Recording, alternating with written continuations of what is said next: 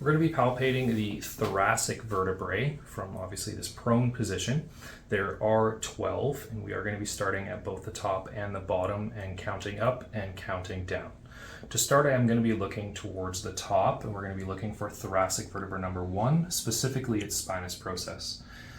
A way to kind of look at this from a quick perspective is looking at the shoulders. Now, obviously, if a person has an elevated shoulder on one side, it's not going to be that easy, so you can't go with this method all the time.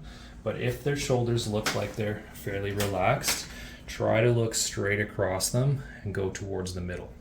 Now, the first prominent vertebrae that you usually feel can either be cervical vertebra 7 or thoracic 1. So then even if you do find the one that's sticking out the most, it's a good method right away to try to check using the cervical spine's rotation. So I believe I've found a first prominent one. I'm guessing this is cervical 7, and this one is going to be thoracic 1. So I'm going to place 2 fingers, one on each of those spinous processes, and then I'm going to grab the head and gently rotate it. And as I rotate it, I can feel the spinous process under the C7 moving, which is telling me that this is cervical. While the thoracic spine is basically in the prone position, the ribs are holding these still. So as I rotate a head and the neck, it really should be only the cervical vertebrae that are rotating. So I've landmarked that this is my spinous process to thoracic 1, and now I'm going to count down towards 12. There's a couple ways to do this. One, you can simply go back and forth over top of kind of the peak of it, like so, and then go into the valley, and then again a peak and valley. However, I like to feel, in this case, one finger on either side of it. So technically I can feel 3 spinous processes. I feel cervical 7, feels thoracic 1, and I have thoracic 2 here. And the more fingers you add into it, you can feel more vertebrae at a time, making this much faster to count down. Or, again, method is to count as you work your way down. So let's go back up to the top. Cervical 7, thoracic 1, 2, 3, 4, 5, 6, 7. I'm going to pause here. One thing that's a good check is that as you approach number 7, that often sits very close to the inferior angle of the scapula. So this could be between 6 to 8, and that often means it's in line with number 7. So as a good quick visual, I would not start here and jump towards the center, but I just trace over and be like, yep, it looks like I'm counting quite well. So I go back to 7, 8, 9, 10, 11, and 12. Now that I've found number 12, I'm going to reference the size of the spinous process versus the next one down. And if you can look at the gap spaces, I'm feeling the spaces in between the spinous processes. You'll notice that this space is smaller than this space. So that helps me determine that this is a thoracic spinous process versus this is a lumbar spinous process. So I am happy with my count, and I believe I've found the spinous process through thoracic 12. Now I'm going to take my hands completely off, and I'm going to try to get to 12 in a different method.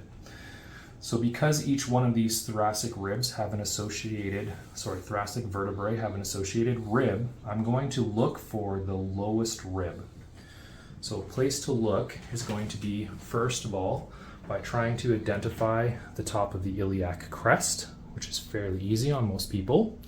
Then go into the soft space above it and start to work your way up towards the ribs. Once you come across the first rib, I'm going to then follow it. It should be going obliquely, like so. So I'm following the inferior border of it, but once you get into the erectors, you will not be able to follow it all the way to the SP. So I have to basically draw a line and guesstimate. Rib 12, the erectors, palpate over, and I believe this is going to be 12. So I'm going to go back. I've found a very similar feeling one, and let's double check. And again, I believe I'm correct that I've found that larger spinous process of lumbar 1 and that smaller thoracic 12. So from here, I would count my way back up. 12, 11, 10, 9, 8, 7, double check, Similar line with that inferior angle. 6, 5, 4, 3, 2, 1. And then find cervical 7 and that thoracic 1. And again, use your rotation to confirm. So that's a way to count all 12 of the spinous processes, starting from either the bottom or starting from the top. Now, besides the spinous processes, we can somewhat show where the lamina is. So a good location to start with that. And I'm going to say in around the middle of this kyphosis curvature. So get too close to the scapula or in this upper part, we have too many layers. So I like to go a little bit more in the middle towards the bottom of the thoracic. I'm going to roll off one side and I can start to cross fiber strum through the erector tissue. So this is an area where I would call the lamina or the laminar groove. So you find one SP, just off it is going to be the laminar area. If we go a little bit further, generically, this is where the transverse process is. Now I say generically because I'm going to have to add a little bit more detail to that in a moment here. So we have SP, we have lamina, I have transverse process, and then the next item in line is going to be an actual rib. So the rib here, in your typical ribs, they have an articulation with a transverse process of the vertebrae that they are named for. So if this was rib number 8, then I would be articulating with the transverse process of T8, as those ones have a connection. So the ribs are pretty obvious when you start on the outer part of the body, and as you work your way in, you will find a large bump on them. These are called the rib tubercles. This is the most posterior part of a rib, and then it's going to dive anteriorly towards the TVP and then the body of the actual thoracic. So I can feel the end of the rib about here, and in this location is where I have a transverse process versus an SP. Now, let's return back all the way up towards the top.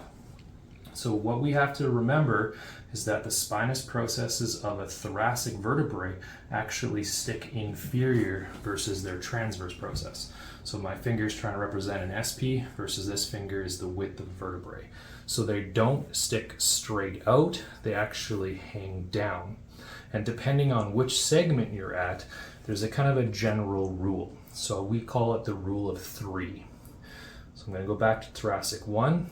So what this means is the TVP of thoracic 1 is pretty close to in alignment with the SP. So the first 3, T1, T2, and T3 are all pretty much in direct alignment.